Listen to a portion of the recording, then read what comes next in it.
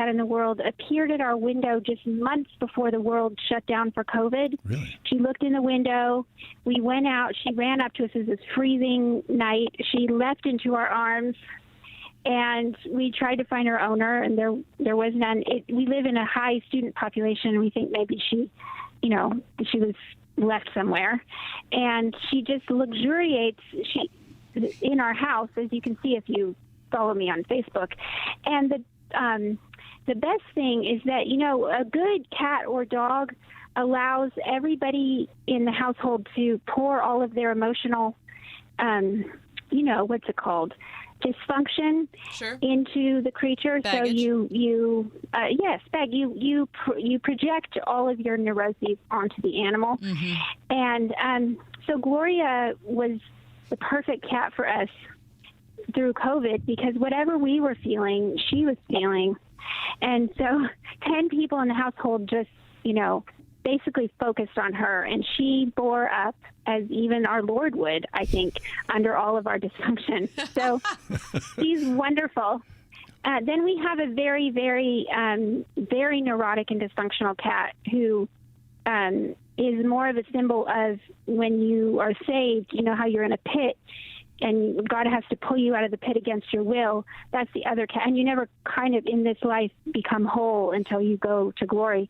That's the other cat who, when we lost our building and our church building and our house and everything, he disappeared into the guts of the house and was recovered miraculously 6 weeks later, and hauled into the light. And yet he's still waiting for his final salvation, really, whenever he can finally go home, which would be great anytime now. That sounds very complicated, Ann. Now, in the piece you wrote, Cats in Twitter, you also talk about foisting geriatric cats on your poor parents. Yes, so this dysfunctional cat, when my parents came back to America because of COVID, we thought that it would be really great for them if they would handle this cat. And their whole lives have been taken up trying to make him be okay, and nothing that they can do really works. And incidentally, they made us take him back for a bit because they had to go back to Kenya finally that COVID is over, and they are trying to find homes for no less than 8 cats. I kid you not. And so actually the major prayer request is that people will step up and take these cats into their lives and their homes, and even maybe against their will, like God may have to arrange it, so that they can come back to America and not feel sad for the rest of their lives. No. That's all that's at stake.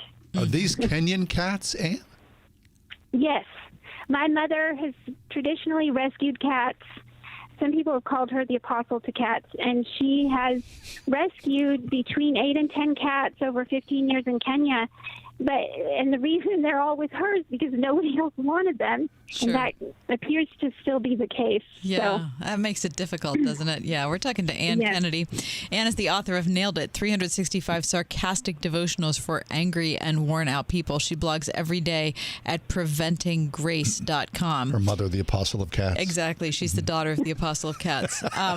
Now, I will tell you, Ann, that, we've never discussed that. We have discussed that perhaps you and I were separated at birth in the past, and this could be another proof of that reality. I have 2 cats. I'm very much a cat person, and my one cat, who I named Princess Charlotte when she was only 8 weeks old, thinking that it was funny because it was like a little bit of an homage to the British princess, and did not realize how prophetic it actually was. She is so particular about every last thing that, get ready for it. Do you know how many litter boxes I have in the basement for Princess Charlotte? How many? Do you know how many? I could probably guess. Like 4 or 5 or 9. Oh my word! Yeah. Why is that? Yeah. It just has poor aim? She just decides that she's done with one, and so she, if I don't give her a new one, she'll just go on the floor, just because she's angry and needs something new. Sander communicates with us about how he's feeling by going on the person's bed who he wants to get the attention of. So you can tell he picks people out and then deposits a love offering in, one of the Yes. And it's so awful. It's so awful. Right. But, Okay. So speaking yeah, of what can you do? what can you do? Speaking of love offerings that are awful, you also brought up Twitter. Yes. A lot of people are making love offerings on Twitter that aren't helpful either. Yeah, that's true. And I love I think I posted a meme where it's the dysfunction that you project onto your cat, or your dog. That's what people do. They broadcast who they are and what's wrong with them on Twitter daily. And the way that I get around that is by not posting very much, but just going and watching other people display themselves, which, as I say it out loud, seems kind of ungodly, but that didn't occur to me earlier. but now that it's been verbalized, well, it's like some kind of sun breaking through the clouds. Yeah. So the three of us are similar in that way, is that we spend a lot of time on Twitter but aren't putting our own thoughts out there, which I think at the beginning makes us seem like better people, but in the end I think makes it worse. However, how many times have you caught yourself the moment before you're about to do something which is horrendous, and then you go, I think better? Yeah, that has happened multiple times. And you? Well, one way that I was saved early on is because I read, and it was probably a rumor, and it's probably not true, but I believed it at the time, in the way that you do believe things when you're on the internet. And that's that every single tweet in the world was being kept and cataloged by the oh shoot, it's gone out of my head, like the museum in Washington, D.C., where the National Archives. Yeah, the National Archives, right. They're keeping track of all of our tweets. I thought, oh my word, I can't tweet now. Or you're never going to be able to host the Academy Awards in 15 years. Exactly. And so I think I was spared. That was God's help to me back then, even if it wasn't true. I hope it's not true. I hope that they're not doing that, because that would really be the apocalypse, I think. Yeah, it might be. Okay, and so for our listeners who are checking in and they're thinking, okay, so should I be on Twitter or should I not be on Twitter? What do you say? I mean, I think that people should be on Twitter. It's not us. And they should... Yeah, they should be on Twitter, but every time they get on Twitter, they should ask God to forgive them before every post.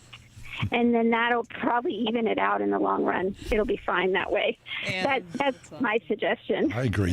There should be like Twitter confessional, although there is kind of... how about the latest trend? This makes me sort of unnerved, is that I have no relationship or no connection to anyone, and they'll post horribly sad news about things, and you go, oh my goodness, I didn't know I had to read that. How are you supposed to take that in? I don't know. Because you're scrolling through things, and then you feel like I can't scroll past that. But I don't even know that person, and I don't think I have enough emotional capacity to take that in. And people asking for prayer about said horrible events, and then if you don't choose to pray, then you feel worse about yourself. It's very complex.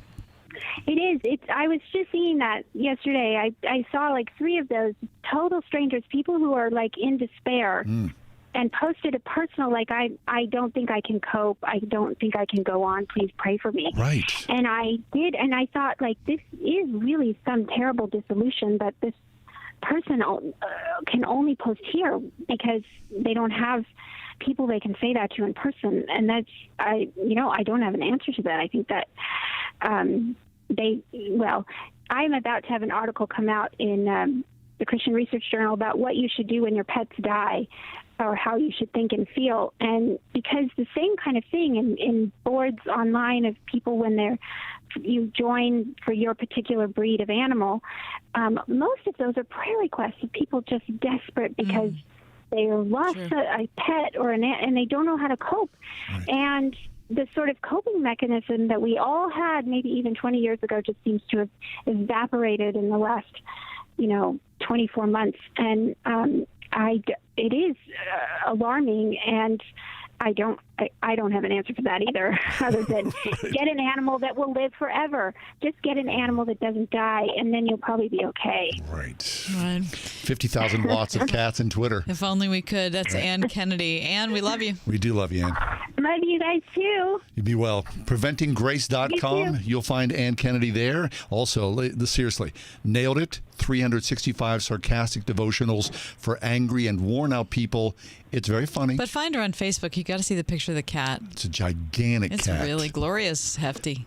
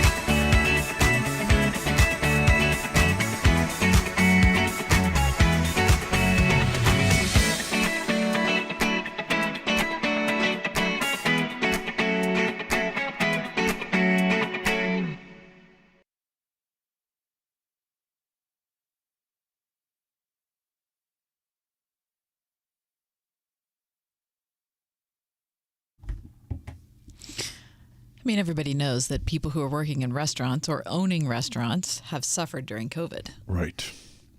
So, Washington Post food critic, a guy named Tom Seitzman, he posts an email that someone sent him and says, Tom, we've been sitting on a very nice restaurant gift certificate that was given us pre-COVID. And now that restaurants are open back up, my wife and I would like to go visit said restaurant. However, we are also aware the struggle the restaurants have had in these past 18 plus months. Is it bad form to go visit a fine eating establishment and present a certificate knowing that it was paid for long ago and the restaurant will not perhaps profit from that immediately? What do you think? Would you do that? Okay, so the thing is that you've already paid for it. Someone's paid for it, as a right? gift. But the restaurant's already received payment for it. Long ago. Right. The waitress or waiter is still going to receive a tip. Mm-hmm. And so I feel okay about it. You? I think I'd wait. Okay. I mean, right? Think. So my date tonight isn't going to include dinner. Well, I think it's a buffet. Okay. I think I'd wait. I mean, people are struggling here. So what's it going to hurt you unless if it's a fine restaurant, right? What's it going to hurt you to wait 6 more months or whatever? Yeah, but if you wait 6 months, first of all, you might not be able to eat outside because it's going to be cold, right? You might want to eat outside. Second of all, no one knows what the heck is going to happen with COVID. So you might feel like this is my chance. I've been waiting all this time. I've been holding on to this. It's been in the top drawer of that desk all this time. I'll just say this. As a former server at any number of establishments, from lowbrow to highbrow, when someone pulls out that certificate, alarm bells go off. Really? Oh, how about the book? Oh, the entertainment book. Was that Oh, the worst? please don't bring that thing upon me. Pox upon you. Oh, it's the absolute worst. And now I understand they're fundraisers and things like that. It just sends off alarm bells. You think, oh no. Why? Because people aren't going to tip you. Well, no. Well, there is that because people will tip you on any number. However, it's generally one and done. These are people who have never visited before. And they're never going to come back. Exactly. So they're going to extract their pound and then some. It's just, I don't know. As a server, Well, as the owner. I never thought about that before. It's a little insight. Okay, into- so maybe I shouldn't do that?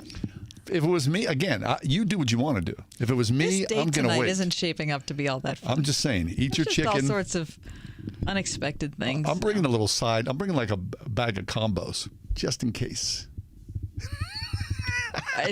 If they're the pizza ones, Yeah. then I'm okay with it. Hey, I'm good with it. Okay. Because you never know. You know, you go, is that, I'm going to have a combo instead.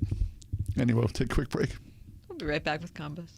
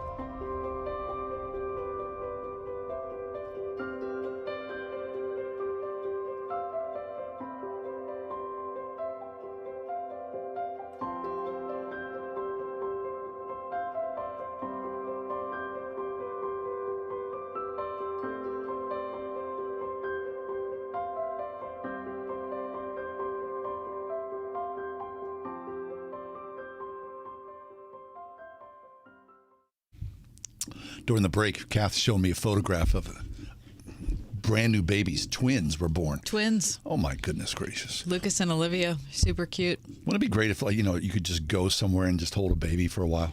You can go to those cat cafes. We were talking about that the other day. Right. You sit in a room and there's like all these cats. You pay a few bucks and just sit there. Yeah. Right. And you just kind of commune with the cats. Right.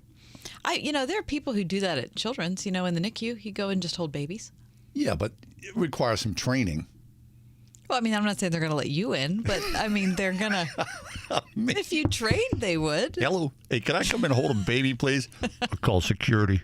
Call security immediately. We got this man outside.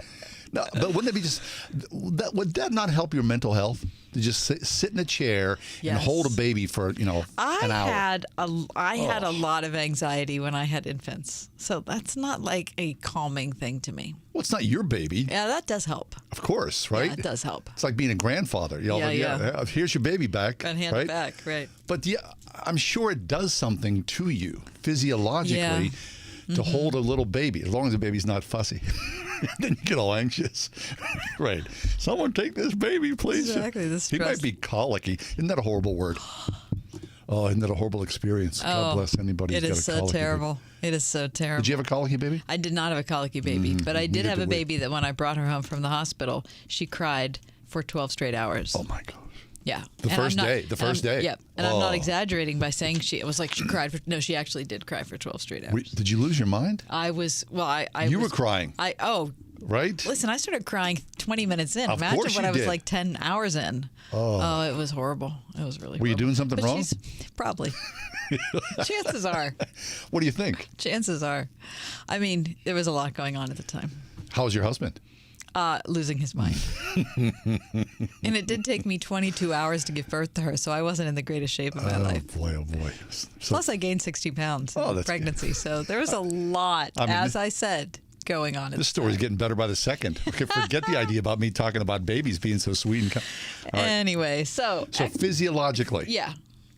How exercise may help keep our memory sharp. Yeah. Right? So instead of you holding a baby, you want to go out for a run instead. Well, yeah. So exercise has been touted to have all sorts of benefits. You know, obviously,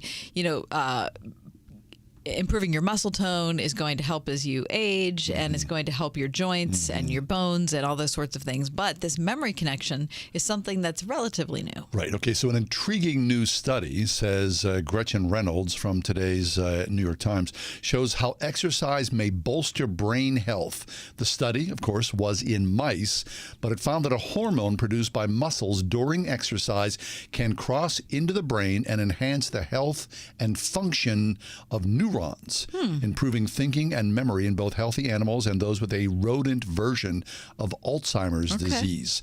Earlier research shows that people produce the same hormone during exercise, and together the findings suggest that moving could alter the trajectory of memory loss in aging and dementia. Great. All right. Are you an exerciser, a regular exerciser? 5 days a week. 5 days a week. Christy, are you? Maybe like 2 or 3. Sure. Better than nothing. Better than nothing. Sure. Right? Yeah. Right. I can't believe you get up 5 days out of the week. 5 days out of the week. Bless your soul. Yeah. What do you do? Well, I do the Nike training app. What does that mean? It's an app that you can get on your phone. It's put out, the Nike provides it. It was a monthly subscription until COVID, and then they decided to let it go for free, which is when I joined. What does that mean? Are you like doing push-ups or like rolling around on the ground? I do. You can do whatever you want. So there's all sorts of different things. I do high intensity interval training 5 days a week. And you can just go right into the Nike training app, and you can put in HIIT training, and you'll get all sorts of different workouts. Has your memory improved? I have no idea. Christy, what are you doing? Beachbody on demand. What's that Body look on like? demand. Well, I have like the bar blend. Do you know what? No, I don't. It's like yeah. I do know that. It's like dancing and stuff. Yeah. What? Is it like Pilates? Sort. Probably has some Pilates worked into it. Yeah. Right? It's not that intense. Do you look forward to it? No, I hate getting up. I despise it. Yeah. Sure. Yeah. Nobody likes. I shouldn't say nobody. I have to talk myself into doing it every darn day. Well, some people just love it. Yeah. Some people are born But to it. I think that's a very small percentage of people that are actually doing it. Right. I think most people doing it are doing it because they're gritting their teeth and saying. Are you happy when you're done? That's it. Sometimes. Because you feel better. Don't you feel better? I mean, I do feel better, but then it's like, well, now I have an hour to get ready for work, and I'm all sweaty and Yeah. right, Yeah. I am always glad when I'm done.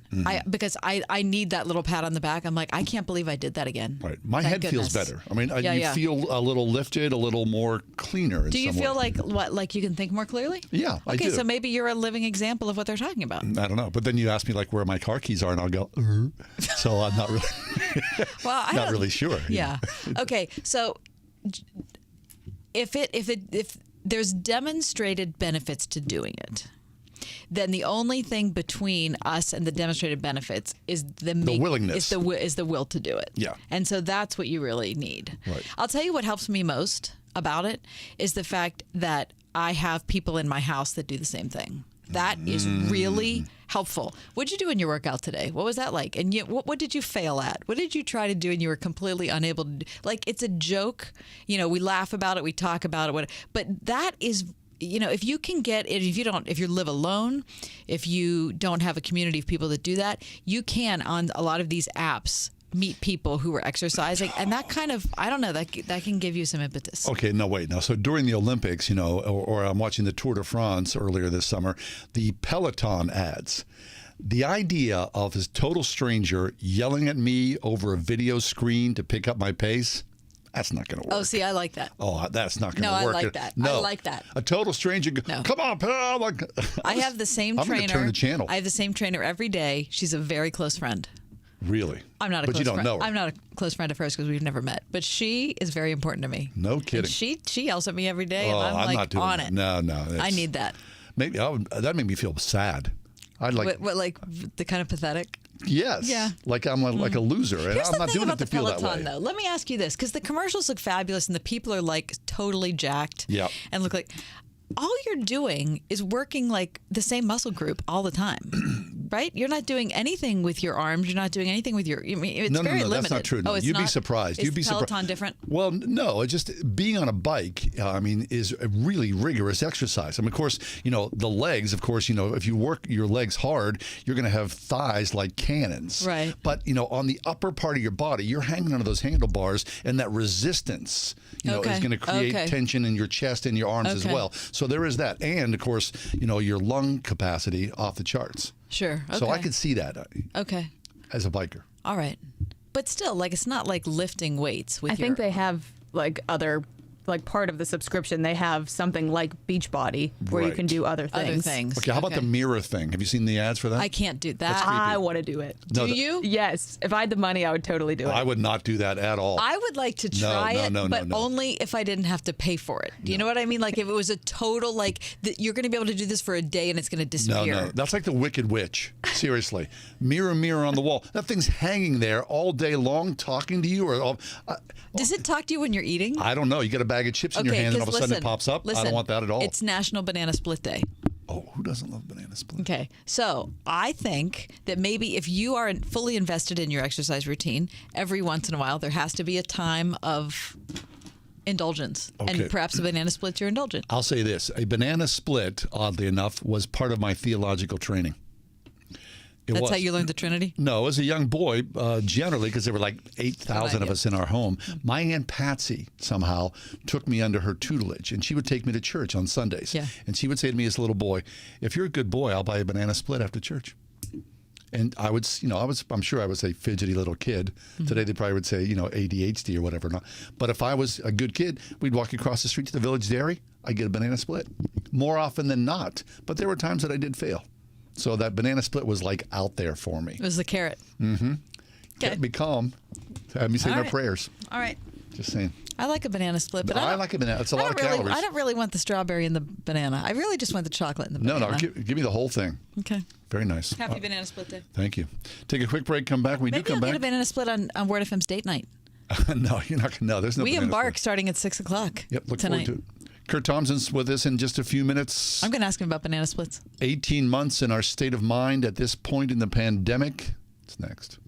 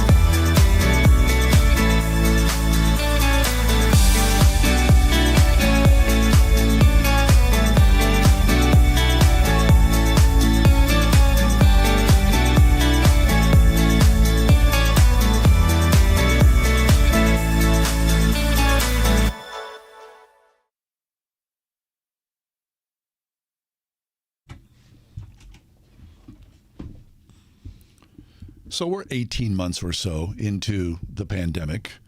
And, you're talking to family or close friends. You sort of take each other's emotional temperature, do you Like, not? how you doing? Right. But then you go out in the world, whether it's at work or, the grocery store, and you think, what the heck is going on here, right? Well, the psychiatrist is in. Dr. Kurt Thompson is with us.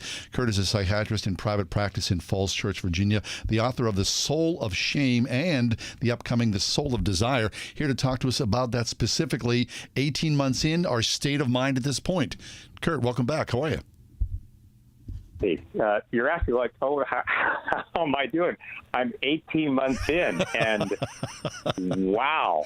Yeah, exactly. Wow. I bet, yeah. Yeah. You're hearing a lot of stories, I'm sure, aren't you? We're hearing a lot of stories, and the stories that we hear in our office are the stories that we all are experiencing in our homes and in our grocery stores and on the ball fields and in churches, and the stories that we read about in the papers and the news and so forth and so on. And, one of the things that's really challenging for us in any environment as human beings, but particularly this one, is we really are a people, human beings, the way our brains work, we really long for predictability. Mm-hmm. Yeah. We long to, and we don't even necessarily need certainty. Like, I don't need to know that I'm going to eat dinner at 6 o'clock every single night. But, I know that it's going to be somewhere between maybe 6 and 7. But, some nights I have dinner and some nights I don't have dinner. That's too hard for me to predict. Yeah. I don't need to be certain, but I want to be confident about things. And so COVID, this pandemic, has not just shaken our certainty, it's shaken confidence. Mm. And so, we don't have to tell the listeners about all the things that we are challenged with, and dare I say that people are suffering with, to the point where mental health challenges are continuing to rise, let alone all the other things that we know that are taking place that are really painfully difficult for us. And, I think some of the difficulty was when this whole thing started 18 months ago, we thought, oh, my goodness, this war will be over in about 3 months. Right. And then we discovered, oh, gosh, it's not going to be over in 3 months. And so we kind of we dug in for readjusted. Most of the year of 2020. And we're like, okay, we're going to go back to school in the fall. We're going to do this thing, and we're going to kick this thing. And then we start to see signs of life, and we get into the late winter and early spring, and we see dramatic declines in new infections, and people start to open up businesses and churches and you name it, and all the things that we thought were going to give us hope. And then we have this Delta variant that shows up, and now things are all over the place. And with it comes kind of echoes of all the challenges that we have about not just the vaccine, not just about, masks and so forth, but how these things also show up in drawing lines between people in families and lines between people in all kinds of demographics. So it's not just a matter of I can't figure out what I'm supposed to do. I'm also facing experiences in which we have good friends who think something very differently than I do. Right, yes. So what I see, Kurt, and I'm sure you can see this as well, is that the unpredictability, the motions of the moment, the dinner at 6 or... Of course, not just in psychiatry, not just in what would be good for our mental health, which I dare say they will, but they have their source in the scriptures. Good. All right. And the first word that I want to offer to our listeners is the word presence. The word presence. When we come into the world, newborns and infants and toddlers are distressed in all the different ways, and they cannot, they are in distress. For them, the world was predictable. They were in the uterus for 9 months, and this was heaven. And now, just within a few hours, life is completely unpredictable. And how are they comforted? They are comforted first and foremost by the presence of their parents. Their parents see them, soothe them, create safety for them, and those newborns, they learn that comfort ultimately is not about what they do for themselves. Comfort is about the presence of someone else attuning to them. And the scripture that comes to mind is John 16, where Jesus says to the disciples on the eve of his crucifixion, "In this world you will have tribulation." In this world, there are going to be pandemics. There's going to be cancer. There are going to be drive-by shootings. In this world, trouble is here, and I'm not just going to tell you to, it'll be okay. I'm not going to tell you, don't worry. I'm going to tell you actively, be of good cheer. He doesn't just say, it's going to be okay. He asks me to be of good cheer, to which, of course, I want to say, what the heck? How do I be of good cheer when some of my closest family members and I are now on different sides of the aisle of this? How? And he's saying, because I have overcome the world. That's good. Presence. He doesn't give us a math equation. He gives us himself. And so here's the question about presence. Who are the people that are in your life that are not present for you just because they agree with you on all things about the pandemic or with whom you agree? Who are the people who are going to be with you, who even perhaps if they don't agree with you, but they say, I love you, and no matter what happens, I'm not leaving the room. And we become Jesus for each other, and that's presence. The second word is the word perseverance, taken right out of Paul's letter to the Romans. For we also rejoice in our sufferings, because suffering produces perseverance. And there's no question, folks, John and Kathy, people are suffering. And each of us has parts of our lives that are suffering, and we are asking presence to be practiced as a way of persevering. We're going to do this over and over. We're going to practice this presence. And so what are we doing by A, being in the scriptures, B, prayerfully meditating, C, listening to worship music, being drawn to the presence of Jesus and his presence to the presence of the body of Jesus on a regular basis. And by this, I mean several times a week. That we are immersed in Jesus' presence and the presence of others, and we're going to have to persevere in this. It's going to take practice. And then the last P is patience. Now, our listeners all know, right? It's God, please create within me a patient heart. And of course, the next thing that happens is we find ourselves in the middle of things that are forcing me to be patient. Now, I don't like it. And I thought, can I just change my request? Thank you very much. I'm really not that interested in being patient after all. This is the way we have to do it. And here's the thing. God is far more interested in who we are becoming than what we acquire. He's far more interested in me becoming like him, far more interested in me becoming a person of patience, not just with myself and with my neighbors, but with God, which enables us then to become a fourth P, which we become peacemakers, and peacemakers within our own souls. But these are things, these four, I started with three, we now have four, these words that I'm going to be present, I'm going to persevere, which develops patience, which enables me to become a peacemaker across fractional lines, such that even if I cannot predict the future, we don't know how long this is going to last, but we know that Jesus is present no matter how long that is. But I can't just know that as some theological fact. I can't just assume that to be true because I read it in the Bible. I have to have a viscerally embodied, felt experience of this, which is why it's so important for us to be in vulnerable communities that are praying together through this, that are naming our losses, our griefs, that are naming our longings, that allow God to find us in these places that are painful, such that we may sense his presence, such that my brain may be more integrated because I'm more deeply connected to you as you are more deeply connected to me, even in these places of suffering that enable us to persevere, to become people of patience, that enable us to be peacemakers in a world that is fraught along lines of war. Amen to that. Kurt, that's fabulous. For us to be part of these vulnerable communities, to allow us to be present and persevere with patience and peacemakers, that's an excellent word for the day. Always a pleasure, Kurt. Thank you so much. Folks, great to be with you. Thanks so much. As you as well. Kurt Thompson, The Soul of Shame, retelling the stories we believe about ourselves, is upcoming. The Soul of Desire, discovering the neuroscience of longing, beauty, and community. Dr. Kurt Thompson, easily found online. We'll take a break, come back in just a few minutes. Does this make sense? That's next. Maybe.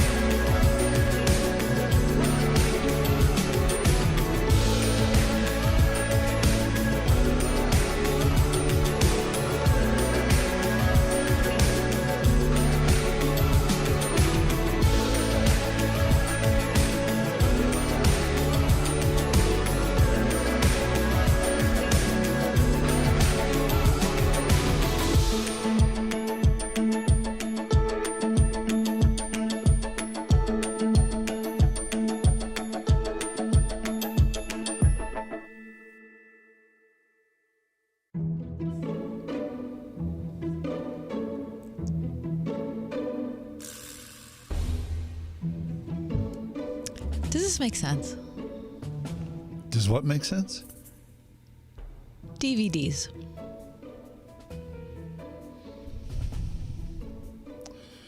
Well, in the streaming world that we live in, That's the most question. people would say no. However, there are more than several DVDs I have that I would refuse to give up because they are much beloved movies that I want to have with me just in case. What about if you turn on Netflix and that movie's right there available for you? Yeah, but it comes and goes. What about if you have multiple streaming services, and so if it comes and goes on Netflix, maybe it's available on Prime, No. maybe it's on Hulu. I want to own it. I want to own it. I bet you I could say I've got at least 10 DVDs that are precious, so that it makes sense to me. I totally agree. Hey, we agree. I bet I have 30 Oh, that are I precious. feel they are.